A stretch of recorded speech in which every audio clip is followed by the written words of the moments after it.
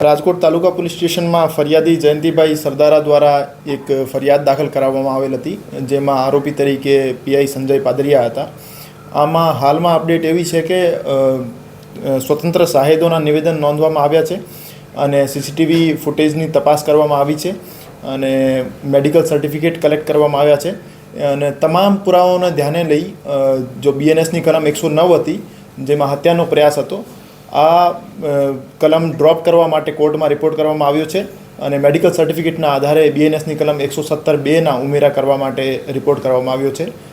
કેમ કે મેડિકલ સર્ટિફિકેટમાં કોઈ પણ પ્રકારની જીવલેણ ઈજા થયેલ હોય એવું લખેલ છે નહીં. ફરિયાદી જે ફરિયાદ આપે પોલીસને શબ્દશઃ લેવી પડે, અમારી ફરજ છે. પીઆઈ દ્વારા એક અરજી એસીપી ઓફિસમાં આપેલી છે, તો આના આધારે અગર પીઆઈ ફરિયાદ કરવા ઈચ્છતા હોય તો એમની ફરિયાદ પણ નોંધવામાં આવશે. હજુ સુધી તપાસમાં એવું સામે આવ્યું છે કે લગ્ન પ્રસંગ દરમિયાન જયંતિ સરદારા અને પીઆઈ સંજય પાદરિયા વચ્ચે બોલાચાલી અને ઝપાઝપી થઈ હતી અને આ બનાવ પછી પાર્કિંગમાં પીઆઈ સંજય પાદરિયા દ્વારા જયંતિ સરદારા ઉપર હુમલો કરવામાં આવ્યો હતો, જેમાં એમના નાકમાં ફ્રેક્ચર થયેલો. એના આધારે બીએનએસની કલમ 117(2) મુજબ કાર્યવાહી કરવામાં આવશે. હાલ સુધીની તપાસમાં કોઈ પણ પ્રકારની હથિયારની વિગત સામે આવી નહીં.